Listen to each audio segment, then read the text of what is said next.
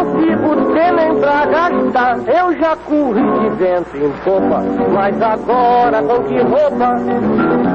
Com que roupa? Eu vou pro samba que você me convidou. Pouco mais de um ano depois de terminar a primeira Copa do Mundo, o Rio de Janeiro e o Brasil foram abençoados por uma divina estátua. No alto do Morro do Corcovado, o Cristo Redentor abriu os braços para iluminar a vida dos brasileiros. Mas era mesmo na capital federal que a vida pulsava. Somente o Rio de Janeiro tinha a capacidade de unir a fé religiosa à adoração por uma festa pagã. Pois foi justamente por aqueles tempos que a grande festa popular foi oficializada. O carnaval deixava de pertencer apenas ao povo e passava a ser bancado pelo governo. A gigantesca imagem do Cristo testemunhava também o sucesso de um carioca boêmio que, com seus sambas, fazia até a morte parecer bonita. Quando eu morrer, não quero choro nem vela, quero uma fita amarela, gravada com nome. Mas o Brasil daquela época não era apenas aquele que vivia de frente para o mar. O interior escondido mostrava sua face através das páginas de muitos livros. Um deles, escrito por Gilberto Freire, foi Casa Grande e Senzala. Na obra, Freire valoriza o papel dos negros e mestiços na formação da cultura brasileira. E a cultura popular do Brasil foi enriquecida quando as barreiras do racismo começaram a cair. Foi assim também no futebol. Com um time composto por muitos negros, a seleção brasileira derrotou a Uruguaia, campeã do mundo, por 2-1 em pleno estádio Centenário. Muito próximo da segunda Copa do Mundo, o profissionalismo invadiu o futebol brasileiro. A conservadora CBD lutou pela manutenção do amadorismo. Mas a maioria dos clubes se tornou profissional e criou a Federação Brasileira de Futebol. A luta entre as duas facções acabou enfraquecendo a seleção que iria representar o Brasil na segunda Copa do Mundo de futebol. Os clubes profissionais não cederam seus jogadores à convocação da CBD. O Palestra Itália chegou mesmo a esconder seus atletas numa fazenda. Mesmo assim, a CBD conseguiu aliciar alguns jogadores que já eram profissionais. Um deles, Luizinho Mesquita, que jogava no São Paulo. Muito dinheiro não, mas que já havia algum dinheiro, já havia.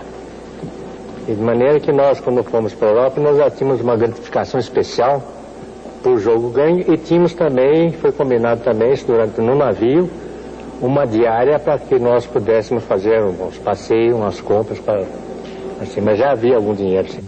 Da mesma forma que na primeira Copa, o Brasil embarcou para o segundo campeonato cercado pela desconfiança e marcado pela falta de seriedade. Eu acho que nós saímos aqui com pouco preparo e sem nenhum preparo psicológico. Nós fomos jogar um campeonato na Europa. Tanto fazia jogar na Europa como jogar aqui no Rio de Janeiro, jogar em São Paulo, aqui. Era mais um campeonato. E nós não tivemos esse incentivo psicológico, esse incentivo que é necessário numa equipe de futebol que vai principalmente disputar um campeonato do mundo. Então a gente tem que impor na cabeça do jogador que ele não vai só jogar, fazer uma demonstração da sua habilidade pessoal, ele vai defender uma bandeira. E isso é muito necessário para que a gente jogue com um pouco mais de alma as partidas de futebol. Porque não existe partida de futebol fácil. E nós fomos mais passear do que jogar um campeonato.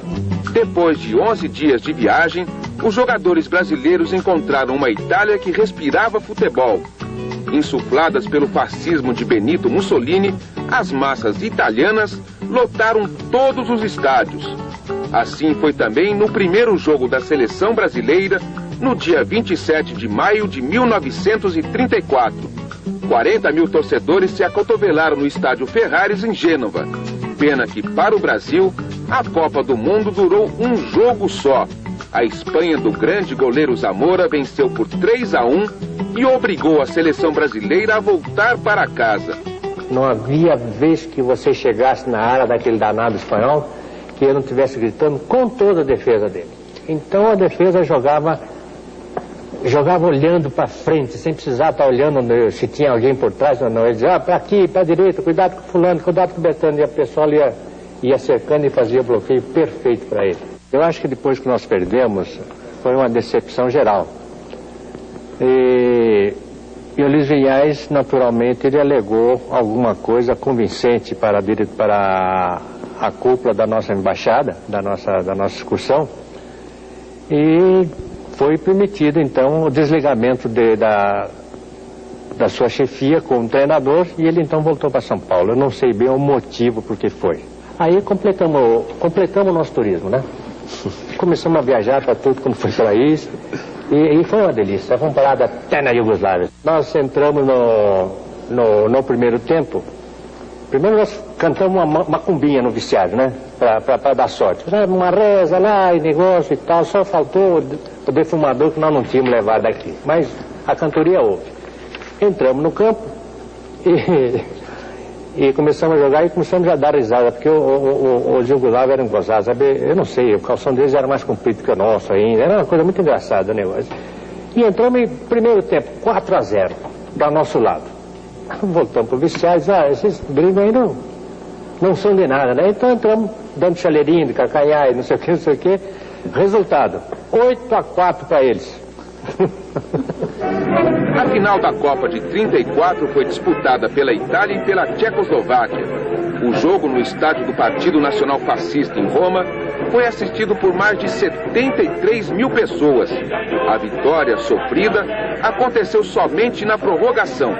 Com um resultado de 2-1, a Itália se transformou na nova campeã mundial e conseguiu unir numa mesma alegria o Duce do fascismo e o entusiasmado povo italiano.